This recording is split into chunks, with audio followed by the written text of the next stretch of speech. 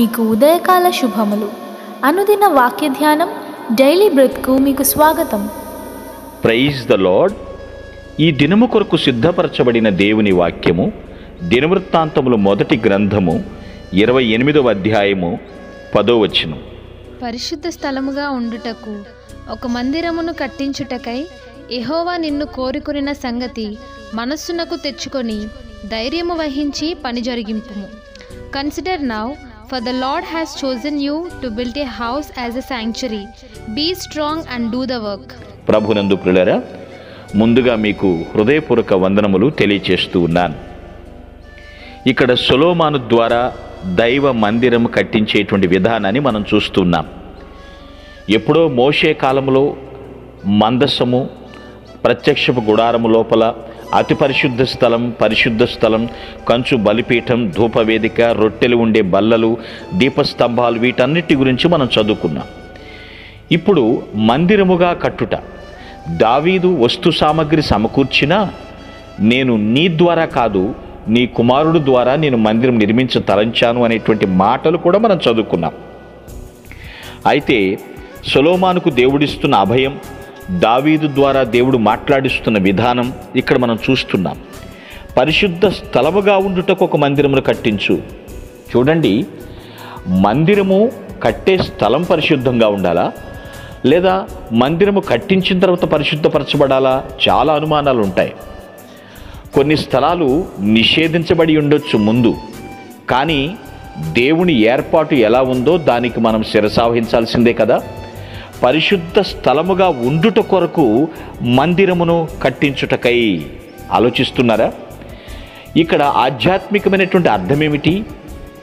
పరిశుద్ధ స్థలములో మందిరం, లేదా మందిరము కట్టిన స్థలం పరిశుద్ధం. ఆలోచించండి. ఆత్మీయంగా నీ హృదయం ఒకప్పుడు అది చాలా దారుణంగా ఉందేమో, కానీ ఇప్పుడు దేవుడు దాన్ని తన నివాస స్థానంగా ఏర్పాటు చేసుకున్నప్పుడు అది పరిశుద్ధతయే తప్ప మరొకటేది కాదు. ఎందుకంటే పరిశుద్ధతయే నీ మందిరమునకు అనుకూలమని కూడా వాక్యం ఉంది. అయితే ఇక్కడ మరొక విషయం గ్రహించండి. మందిరమును కట్టించుటకై దేవుడు నిన్ను కోరుకున్న సంగతి గుర్తుకు తెచ్చుకో. ఒక వ్యక్తిని దేవుని కొరకు కట్టడం కూడా అది చాలా గొప్ప సంగతి అండి. ఒక వ్యక్తిని దేవుని పని కొరకు సిద్ధపరచటం కూడా చాలా గొప్ప సంగతి. దేవుడు నిన్ను కోరుకుంటున్నాడు ఒక వ్యక్తిని రక్షించుట కొరకు, ఒక వ్యక్తి హృదయాన్ని దేవుని మందిరముగా మార్చుట కొరకు దేవుడు నిన్ను కోరుకుంటున్నాడు. ఈ విషయాన్ని మనసుకు తెచ్చుకో. ధైర్యం వహించి పని జరిగించు. పని చేసే వాళ్ళకి ధైర్యం లేకపోతే పని చేయలేరు.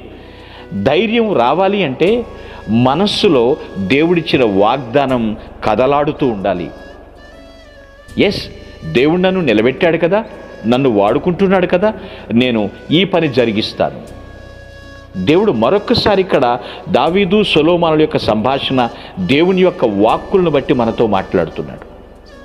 ఒకప్పుడు భ్రష్టు పట్టినటువంటి నీ హృదయాన్ని దేవుడు తన నివాస మందిరముగా మార్చాడు. ఆ మందిరముగా మార్చటానికి మరొకరిని వాడుకున్నాడు.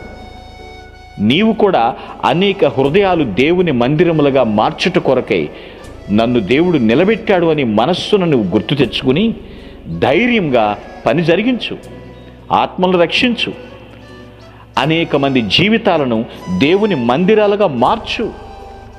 దేవుడు నీకు తోడుగా ఉన్నాడు. ధైర్యంగా పని జరిగించు. దేవుని రాజ్యమును కట్టుటలో విసుకకుండా ముందుకు సాగిపోదువుగాక. మీ కొరకు ప్రార్థించుటకు మేమెల్లప్పుడూ సిద్ధం. Praise the lord. ప్రభు నామమున మీ అందరికీ వందనములు. ఈ మా సందేశముల ద్వారా మీరు ఆశీర్వదింపబడినట్లయితే మీ తోటి వారికి షేర్ చేసి దేవుని రాజ్య సువార్తలో మీరు కూడా పాలుభాగస్తులు కావాలని ఆశిస్తున్నాం. మొదటిసారిగా ఈ ఛానల్ను చూస్తున్నట్లయితే మా ఛానల్ను సబ్స్క్రైబ్ చేయండి. వీడియోలు నోటిఫికేషన్ రూపంలో పొందుటకు బెల్ బటన్ని ప్రెస్ చేయండి. God bless you.